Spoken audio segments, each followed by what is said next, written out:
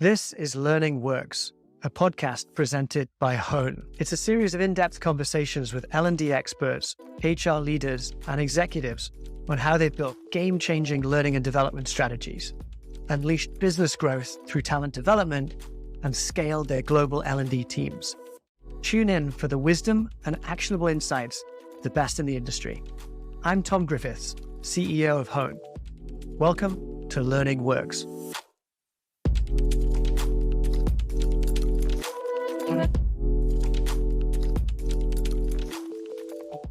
Welcome, listeners.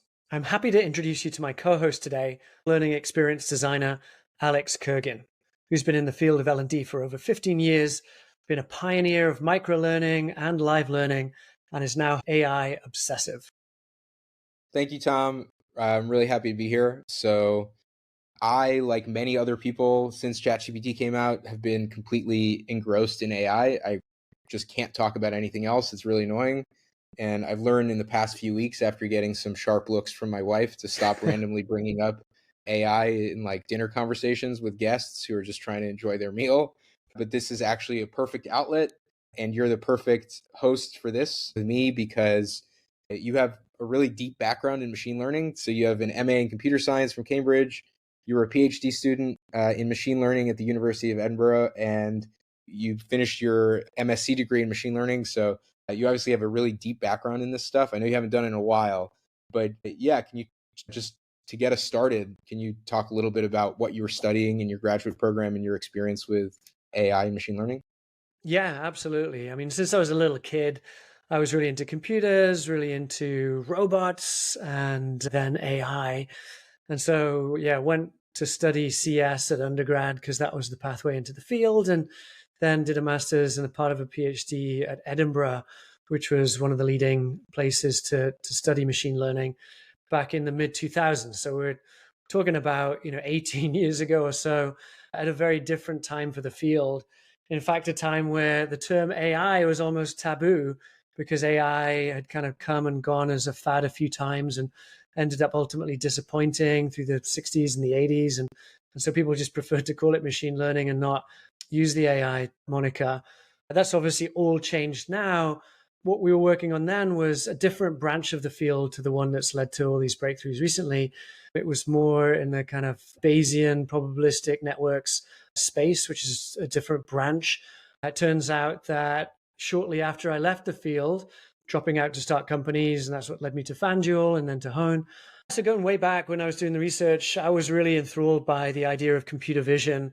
We had very primitive models back in those days relative to what we have today. And, the task might be identify a digit from handwriting, or can you tell the difference between apples and bananas? Whereas now we've got some incredible breakthroughs through integrating multimodal approaches and models. And there's some great demos online of that. But I think there's some actually really interesting applications to the workplace and how we do L&D.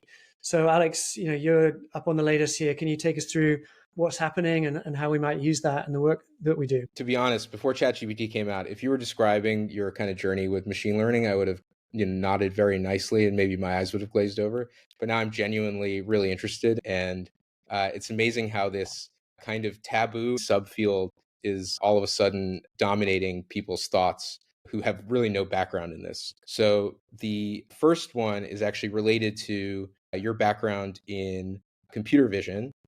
This is the first topic that we want to talk about. So the release of GPT-4V, which is OpenAI's vision-based model that can see and hear and speak. It also browses the web again after OpenAI suspended that feature for several months. And people are already using it to do things like avoid parking tickets. So you can take a picture of some incredibly complicated set of parking signs and just ask, am I allowed to park right now? And GPT-4V will tell you yes or no. Some people are using it for probably better things for society. So transcribing prescriptions, providing summary of medication dosage, and so forth. Doctors are known to have chicken scratch handwriting for some reason. Now GPT-4V can help with that. And then getting into use cases that our listeners are probably more familiar with. So things like analyzing a graph. So if you have a chart, if you have any kind of visual, you could analyze it, you could forecast things from it. Another kind of use case that seems like universally usable is the ability to generate code from an image. So you could take a picture of a whiteboarding session and ask GPT-4 to just code up the UI for that image in whatever language it is that you're using. And I started to think about how this might apply to L&D. So one weird idea I had that I wanted to try is to take a picture of a job aid and use GPT-4 to create something similar but for a complete different skill. So if I like what a particular cheat sheet looks like or something out there in the wild, I think this is a good resource. Can I take a picture of it and see if I can get something similar for something completely different? So this is kind of a weird idea, but I think it's really important because what it shows is the value of tinkering at this time, because we're in this kind of in between time right now. We all find ourselves, we're inhabiting this incredible but imperfect AI world where we have all these tools, but they're not deeply embedded in everyone's workflow. And so I've been thinking a lot about the value of tinkering now. And what's happening is you have all these AI tools that make a lot of mistakes. They hallucinate. They don't work exactly like you want them to work. And there's this unique opportunity for people who are willing to put in the work, because if it's hard or weird, that means that someone else is going to stop, but you don't have to. So that means individual people can rapidly accelerate their craft just by being really committed to using these tools and being willing to work through all these kinks. And over time, this is going to go away, right? A lot of people talk about prompt engineering, how valuable it is right now. And you probably should anticipate within a few years that the AI tools we're all going to be using are going to be customized for each of our roles.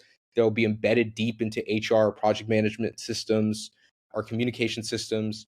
And we're going to need to provide much less context for AI tools to help us, because they're already going to know everything about us, about our coworkers, about the work that we're doing together. But for now, it seems like tinkering is really important, and you get efficiencies, little efficiencies here and there, and people are starting to come out ahead. What do you think of that, Tom? Have you been tinkering yourself, or what do you think this kind of in between time, what effect it's going to have on the workplace over the next couple of years? Yeah, I mean, I think it's a great way to characterize it as tinkering right now. And every big technology wave has a tinkering stage, right? If you think of the home computer revolution, there were tinkerers in garages making those early models. In the early web, there were tinkerers kind of building websites and seeing what was possible.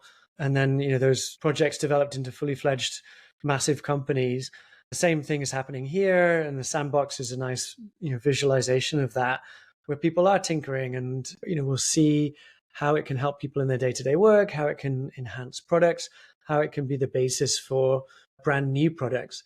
I think for me as a CEO of an existing company where we teach many different businesses, many different skills, it's a really interesting time, because no doubt there are lots of ways to harness the amazing breakthroughs that we've seen recently, but it doesn't feel like it's going to come from top down. Like, I've got a bunch of ideas, so is the exec team, but what I'm actually pretty excited to do is to empower the team to tinker away.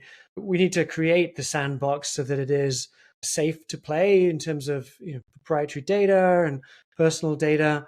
But once we've created that, what we're allowing people to do is just hack together ideas and thoughts and show us what's possible in that tinkerer mindset. So I think there's a way to bring tinkering into a company, and then may the best seeds of ideas win, and we can develop from there. Yeah, I feel like from an L&D perspective, it really helps if you give people license to do this. And so, a lot of people might not be totally comfortable with these tools. They might be really immersed in their work and not really thinking like, okay, how can I take the tasks that I'm doing and potentially use AI to do them more efficiently or better? And it makes sense that from a L&D HR kind of people leader perspective, you can come in and say, what we really care about is your growth, and you are the closest to the tasks that you do, and we're giving you the license to try to use these AI tools, assuming that you're doing them in a safe way, you're not exposing customer data and so forth. And that's a big, important part of it. And so working with IT to develop some ethical guidelines and just safety and security guidelines for the company but within those guidelines, helping people think about their capabilities as something that's malleable and something that can really be improved by playing around with AI and as you mentioned, taking a bottoms up approach. Exactly. And we hear all the time, like every day, about the L&D teams that we serve being extremely stretched when it comes to resources and having so many team members to support, so many learning initiatives that they'd love to be doing. They just don't have the bandwidth. And so, if there are ways that learning professionals can get leverage on their time, maybe it's even just 2x. We'd love 10x, but just 2x would allow them to serve twice as many people or create twice as many programs or get leverage from the time in other ways.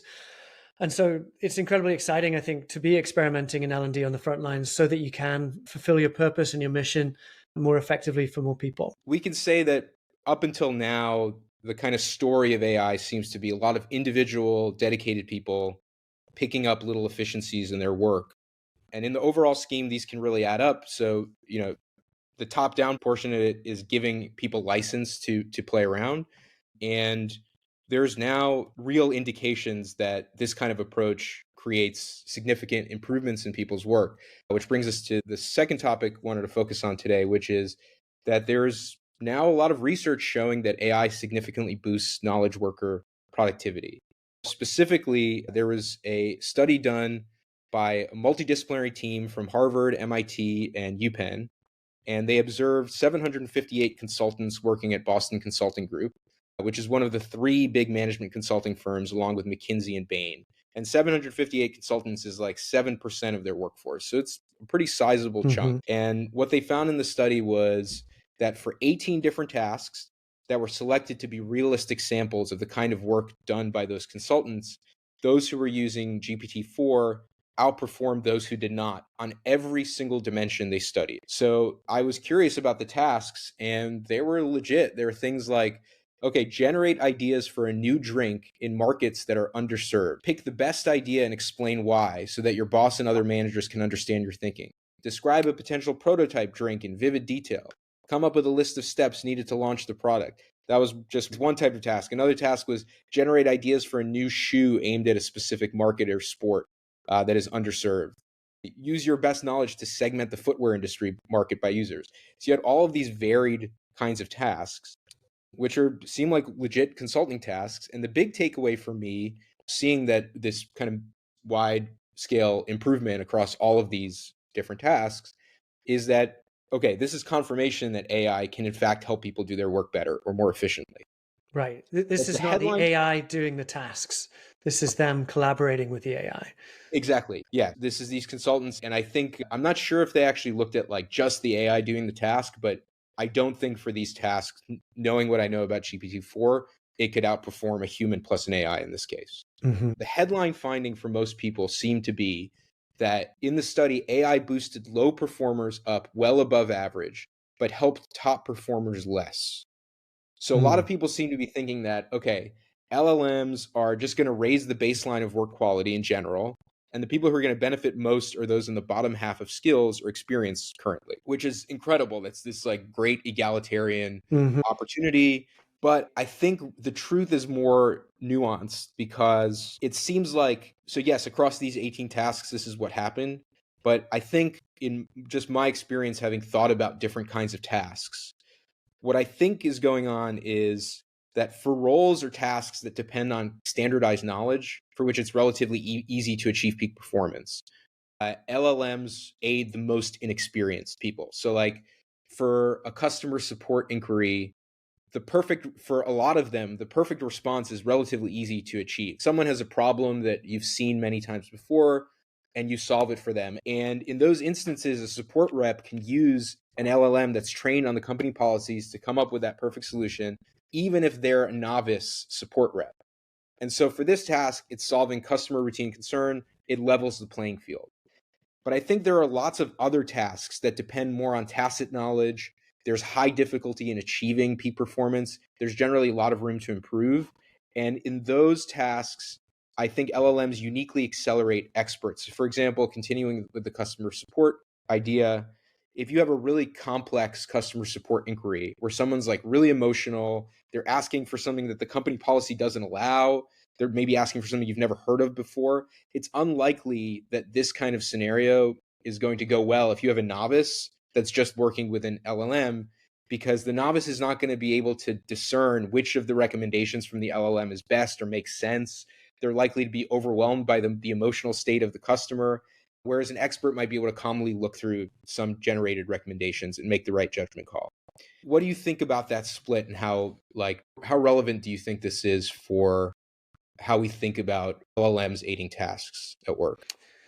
Yeah, no, I think it's right. The way that the models work, of course, is that they're trained on many millions of examples of similar things, and they kind of build associations and probability relationships between tokens, and then those kind of roll up into high level abstractions. And so they're best at things that are similar to what they've seen before. And so mapped to a work task, if there's lots of examples of successful customer service, then yes, they can perform well on that. I think the expert can get leverage if they know how to use the tool, though. They might not have a lot of patterns from inside the company for a particular novel HR scenario, but an expert could say, well, this is a bit like something else out in the world. And so they can mine or probe the deep trained model to get similar responses and use their human judgment to decide how those external things can apply to an internal task. So I think it gives both leverage, but you're right. I think for more novel tasks, you need to have a higher degree of skill and judgment to make them work for you. Yeah, I think another kind of underappreciated aspect of this is just willingness to use the LLM. And so the people, it seems to me, who are like, and this goes beyond expertise or the difficulty of a task, it's just simply going to be mechanically true that if you're willing to use the LLM and you're also willing to work through and tinker and deal with some of the challenges that come with using LLMs now, given some of their deficiencies, if you're willing to do that and to put in the work, that's going to be really the largest determinant of the value that you get from AI tools. Because if you're not using them and if you don't make a habit out of using them, then you're going to have limited value, no matter how much of an expert you are, no matter what kind of tasks that you're working on. Yeah, and I think that's where it comes back to tinkering, because these tools are so new. It's not clear on the outside of the box, in some sense, what they can be used for. You need to experiment and play around a little bit to see the kinds of scenarios or use cases they could have for you and your particular kind of work. I think one of the reasons that I've pulled back personally from using them for everything I can possibly think of is the hallucination or inaccuracy concern. And so I'm curious if you've thought about or seen advice on how to quality check what you're getting out.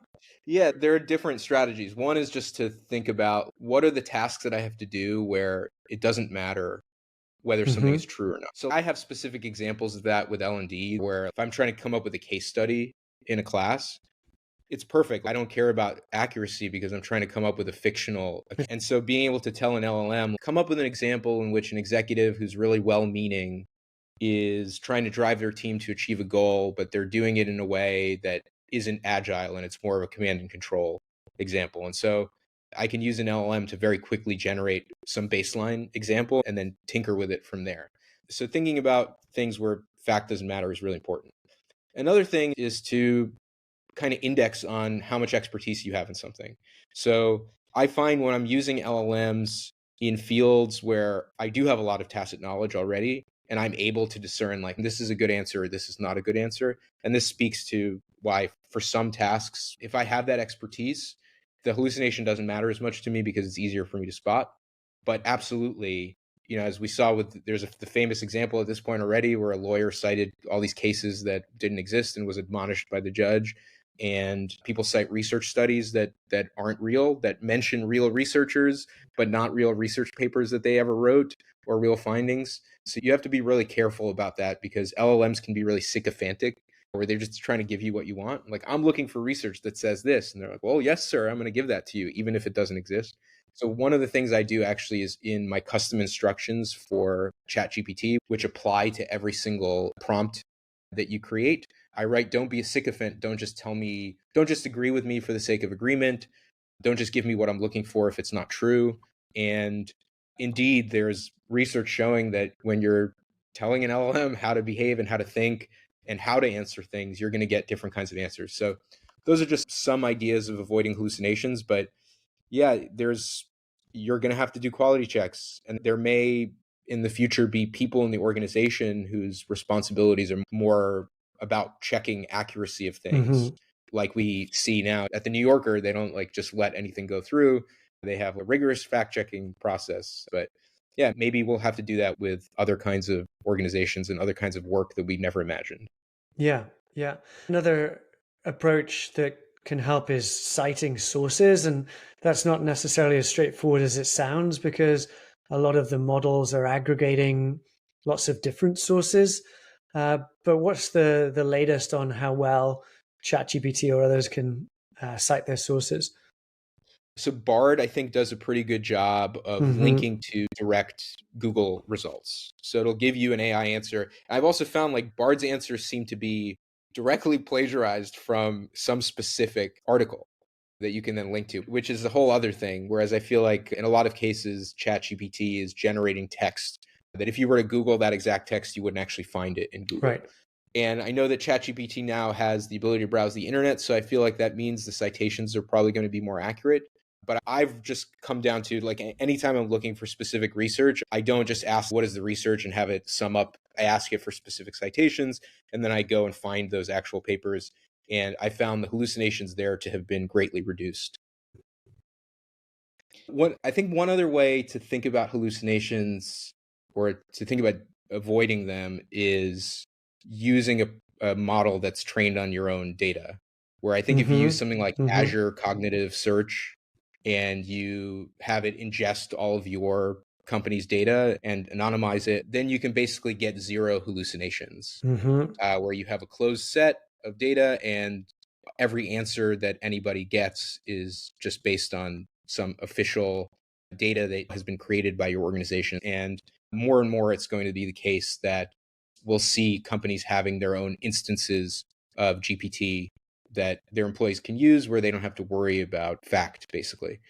Yeah, I think that whole model is the future, certainly in existing companies where the model isn't a competitive advantage because anybody can get the model. There are open source versions of these models. In many ways, it's the data that is proprietary to you that can give you a competitive advantage. And so if you're training your model on your proprietary data and creating value for customers out of that, then that's what gives you the competitive advantage, which is why in many ways many of the breakthroughs in this recent wave benefit the incumbents like a Google or a Microsoft who have the data sets to Yep. really have a proprietary advantage on the training side. Certainly at Hone, we're thinking about all these amazing classes that we teach. We've got many of them kind of transcribed. And so we can use AI to analyze what makes a great class, or what might someone want to go deeper on, or what are some of the trends or themes across companies or within companies that are coming up in training that people need help with. And so it's exciting to think about as a company, what is your data set that's proprietary and how can we get leverage out of that? Yeah, it's the way you talk about it, it seems like there are these different fronts of AI advantage where there's the individual tinkering front, which is Mm-hmm. really valuable right now. There's the kind of L&D front, which is being aware of all the AI capabilities and helping people turn those into habits and getting those things into people's workflows. And then there's the kind of organizational strategy front around what is the data that we have that's going to enable us to have a durable competitive advantage where we can train our models on this data that no one else has access to. And it's interesting that you mentioned Google. I'll try to say this without revealing almost any information. So, a member of my family or a friend, I won't specify, has been offered many millions of dollars for his company's proprietary medical data from Google. So these juggernauts don't just have their own data that they're working with. They're looking to buy more and more data because they realize that this is ultimately the most valuable front. And after the kind of tinkering window goes away, after a few years, data is going to be truly the most important source of competitive advantage.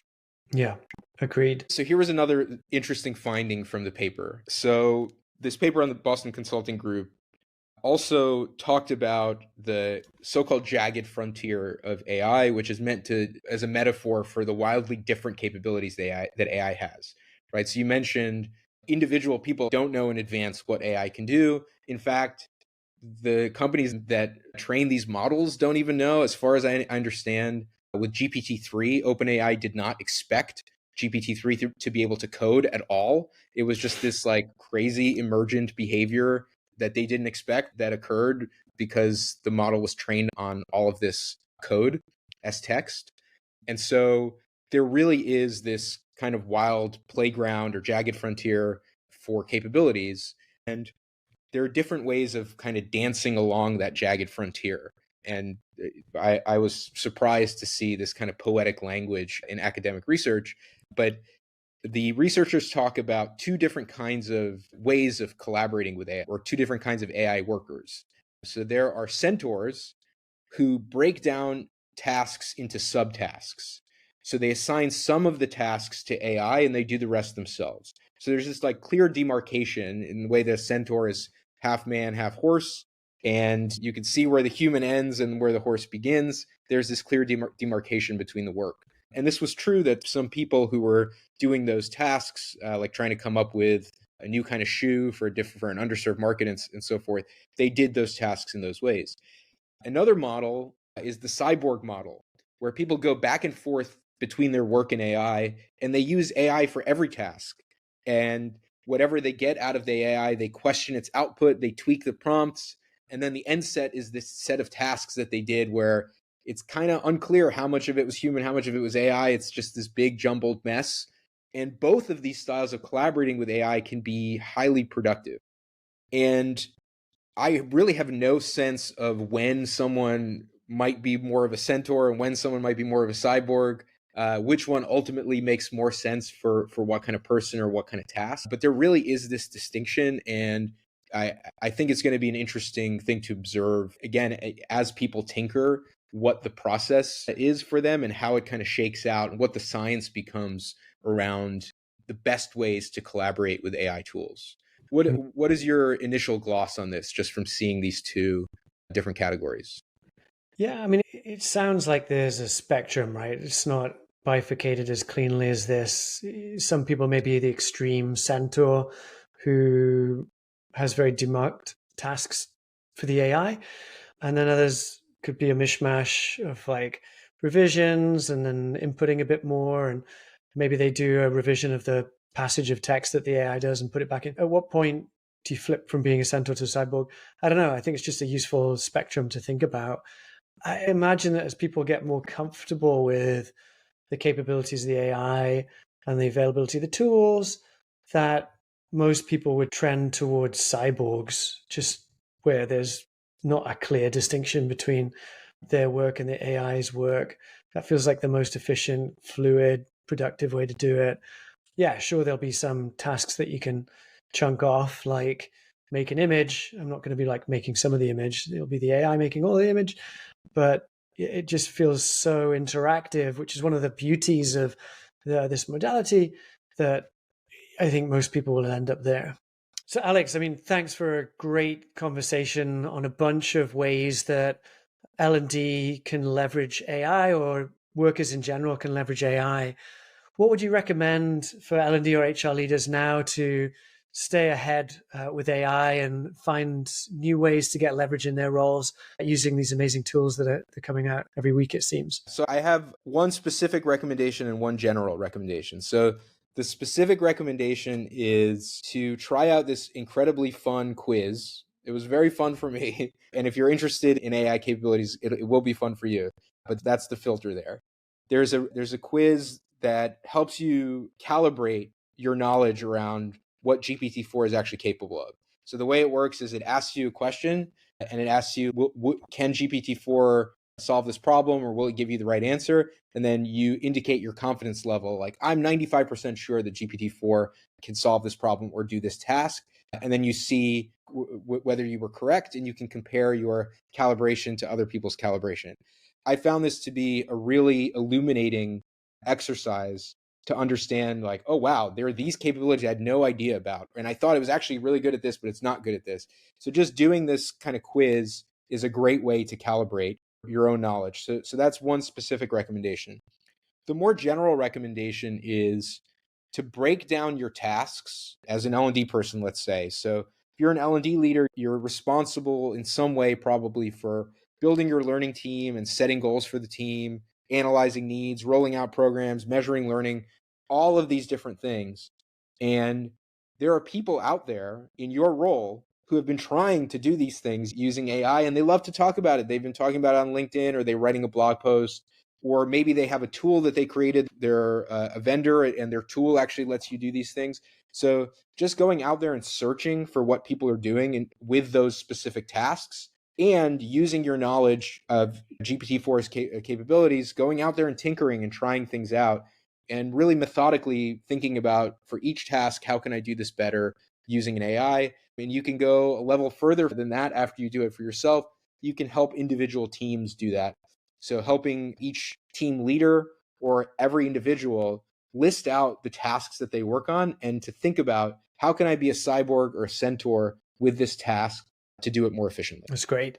You have a deep background in L&D and have gone deep on AI, but you don't have a technical background in AI or machine learning. So what resources have you leaned on the most to learn about the field? Yeah, so there are a few in particular that are probably the ones I've leaned on the most. So there's something called the 80,000 Hours podcast, which is these long, in-depth interviews with people who are building all of these new and incredible AI tools, and also people who are trying to keep those tools safe. And sometimes those people don't overlap, and it's kind of interesting when they don't. But that podcast is great because it's talking to people at OpenAI, at DeepMind, and so forth, who are actually building these tools. There's also a guy named Zvi Mowshowitz, who was a former Magic the Gathering champion, but I know him because he has a Substack where he does this incredibly in-depth weekly AI roundup. It's called Don't Worry About the Vase. And I think I kind of resisted him for a little while because I'm suspicious generally of anyone who bills themselves as a thought leader, as a LinkedIn influencer. But Ethan Mollick, who I think a former guest had talked about as well, he really knows his stuff. He's a professor at UPenn, and he also has a Substack where he goes in depth into all of these topics. And I think those are probably go from most to least technical. So the most technical stuff comes from 80,000 Hours. And if you want to get really technical, the website that has changed my life, I think the most in the last year, is called lesswrong.com. And it's where, like, the smartest people in the world argue with each other in purely rational terms about the future of AI. So it's this really vibrant community of, like, incredibly intelligent people. And yeah, because I have this deep L&D background, I've been doing learning technology for 17 years. And for most of that time, I've been focused on workplace learning. I apply that lens to anything I'm learning. So I come away, I think, with a unique perspective. That's great. And it sounds like some fantastic resources there, but I also know you're diving in and playing and tinkering with the tools as well. So, what are some of the playgrounds that you've been using the most? Yeah, I'm kind of basic in the sense I like my brands. I like Jordan brand, and I'll eat a particular cheesesteak or something. But I've tried out different stuff, but I think GPT-4 is just the most powerful model out there, and that appeals to me. I'm happy to pay, $20 a month to get access to the smartest AI out there. It's weird to me if I'm going to be using AI to not use the most powerful one, which I think my perspective is probably similar to a lot of people's. And I think it tells you where we're heading with things, where we're always going to be trying to get more and more capabilities, and whatever is the most capable thing, that's going to be most attractive to people. And so there's a lot of incentive to build a more capable model than GPT-4. But yeah, GPT-4 is great. I've tried out Bard and Claude and a bunch of others. And yeah, for other kinds of capability reasons too, like the voice mode that came out recently, GPT-4 Vision, they're really ahead of the curve for the time being. Fantastic. It seems like overall AI is going to be a big boost to productivity, but have you seen or are you thinking about any instances where AI might likely hurt productivity? There are examples I've seen from radiology studies, let's say, where they found that in general, radiologists performed better using AI than those who didn't, and also perform better than AI alone. And this is true for many kinds of tasks, but there are instances where using AI leads you to perform worse because you mistrust the AI. So if you don't have inherent trust for the tool that you're using, whatever recommendation that tool is making, you're subjecting it to a kind of scrutiny that ends up slowing you down and worsening performance. And so if you're not calibrated to like how good the tool actually is, it just kind of interrupts whatever process you might be running. So trust is a really important part of it, especially if you're a learning leader. If people don't trust that AI can help them, or if they've tried to tinker and they came up short. So Tom, are you familiar with that, with the meme of the miner who's like mining for a diamond, and he like gives up with a few inches left where all the diamonds are, but he just gave up right at that point? You know what I'm talking about? I haven't seen that one. Well, I'm sure our audience is more online than you are. You know, in general, that might not be the best lesson for people because the sunk cost fallacy is real. And oftentimes it Hmm. really is actually just better to cut your losses. But using AI is not this like one time thing you're trying to do. And if it doesn't work out, then Hmm. you might as well cut your losses. It's this thing that people are going to be doing continuously for a while. And it does make sense to figure out. And in the meantime, you may waste some effort, but it's worth it. And so if you're an L&D leader, helping people get that trust is going to be really important, and helping them kind of work through any challenges or roadblocks that they're facing by maybe doing some kind of training or just helping people learn from each other. Yeah, and as you're thinking about people getting familiar with where they can and can't trust the tool, what's a good mental model? I've heard people compare it to now you've got a direct report on your team or a new team member, and you need to spend time with them to see where the strengths are and the kind of the edges or the issues are. Yeah. Is that the right way to think about it? Yeah, I do think so. I think there are a lot of practical benefits from viewing an LLM as an employee or as a teammate, in the sense that you actually get better performance by using prompts that are like, let's take a deep breath and let's work through this step by step. So in one sense, the LLM for some tasks is kind of like your intern or your employee. For Hmm. other tasks, it's more like your teammate that you're basically even with and you're kind of collaborating with. And then for other tasks, it's like the super genius that you're asking a question and you're graced with its presence. But in all of those instances, it helps to be polite and professional, actually. And it also, I think, puts you in the mindset of coming up with better prompts. Like if you're thinking about the tool as this robot that you're like, I just want to speak to an agent, and you're cursing at it and stuff, you're probably not thinking in the clearest terms. You're probably not coming up with good follow-ups. And so it's a kind of magic thing that happens where you do kind of view them more as a person, and maybe that's going to be a problem down the line that we'll almost certainly have to deal with. But in the meantime, doing that little magic thing, I think, has a lot of practical benefits. The tool just works better. That's a great tip. I'm curious if you think there are other things that people might be getting wrong about AI. It's in the media a lot. There's a lot of hearsay and stories and conjecture. What do you think people are getting wrong? So I've seen some friends actually post their intentions of being a prompt engineer, saying that they wanted like a prompt engineering job. And I had these assumptions too when I was first learning about Hmm. AI.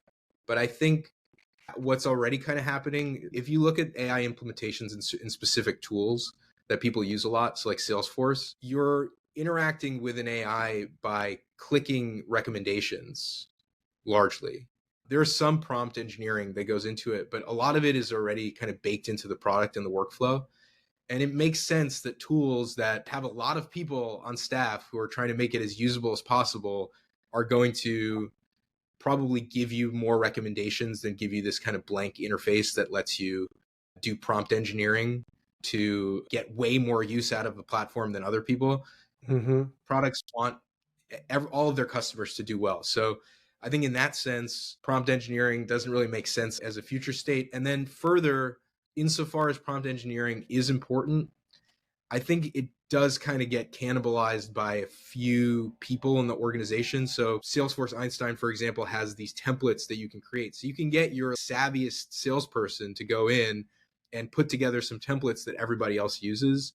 And so this just general scale of prompt engineering doesn't really make sense to me as something to index toward.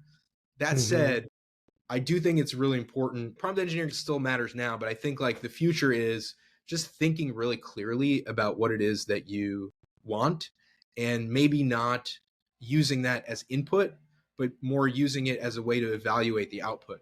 So an AI is going to do something that then you look at with your judgment. And if you're clear in your judgment and in your values, in your standards, then you can look at that output and identify if something needs to be changed or edited or whatever it is.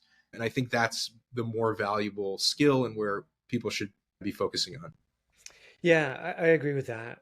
Prompt engineering seems more like a skill that you bolt on to your existing responsibilities rather than a pure play dedicated role.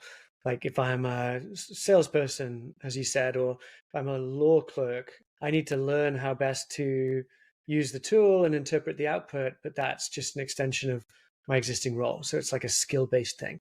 So to bring it back to L&D, how do you think a L&D leader now should go about experimenting with or implementing AI in their workplaces? I think there are a few pathways for experimentation, and I don't know which one makes sense to start with, but I think all of them are ways of thinking about it. So, one is a task centric approach where you help people identify what are the tasks that you do, what percent of your time do you spend on each of those tasks, and how much time could you save. A lot of people might not know the answer to that, but there are ways of answering that question.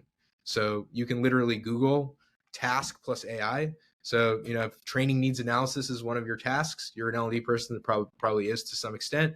You can look up AI training needs analysis and you'll get an understanding of how much of this task can actually be accomplished with an AI. And then you can get each individual, or maybe if you're an L&D leader, you're maybe just talking to department heads initially, you're understanding what are the opportunities where we can deploy maybe a single AI tool to meet as many of these opportunities as possible, because we know how much time we could potentially save. And then as part of that exercise, helping people think about where else could you devote your extra time and energy if you were saving time doing these things. So that's the task centric way of thinking about it. Another way of thinking about it is capability centric. So just being aware of the capabilities of the large models. So there's vision and voice and hearing and cross modality, meaning like you can turn any one thing into any other thing. So I've been on the content side of L&D for my whole career. There's always a question around what should this be? Should this be a video or audio or a blog post or a white paper? Well, you can now do all of those things. You can turn a book into a game. You can turn a law contract into a decision tree or something. And you can turn a blog post into a podcast, into this other thing.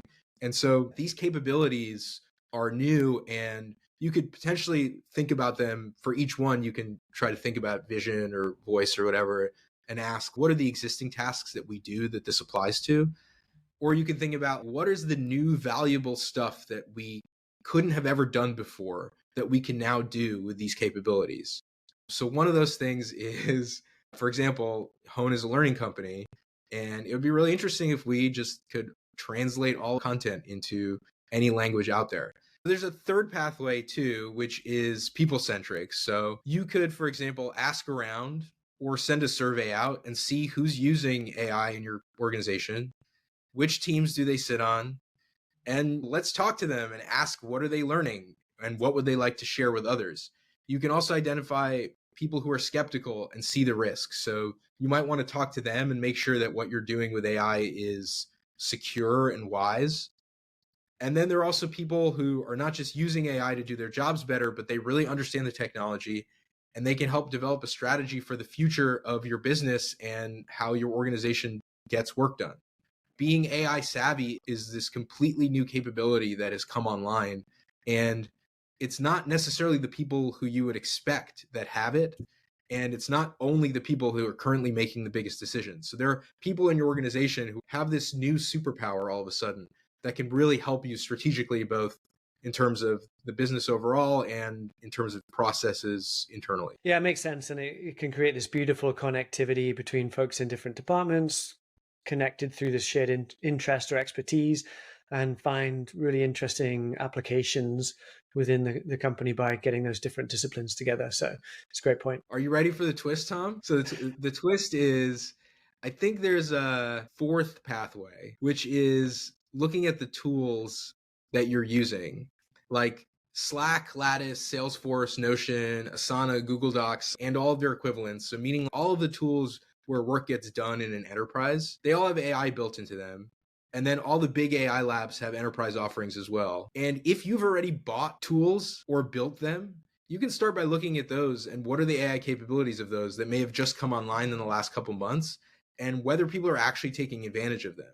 Because you've already paid for these tools, and a lot of them just have the AI functionality now built in. You don't have to pay anything else. And people are just not using those things. So there may be a meeting transcription tool that you're not using. Or there may be a tool, for example, we use Descript to edit podcasts and to edit audio in general. And there are all these amazing AI tools that, like, for some tasks, cut the task in half or more, or let you do things you couldn't have possibly done. And so just looking at the tools you have already paid for is probably a good place to start as well. Right on. That's great.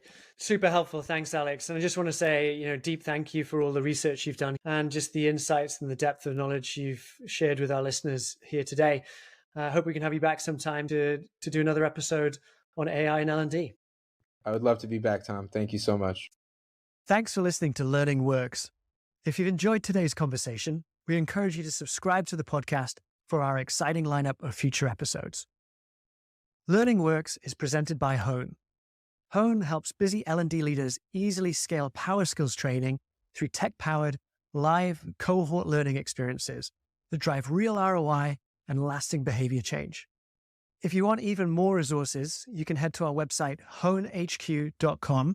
That's honehq.com for upcoming workshops, articles, and to learn more about Hone.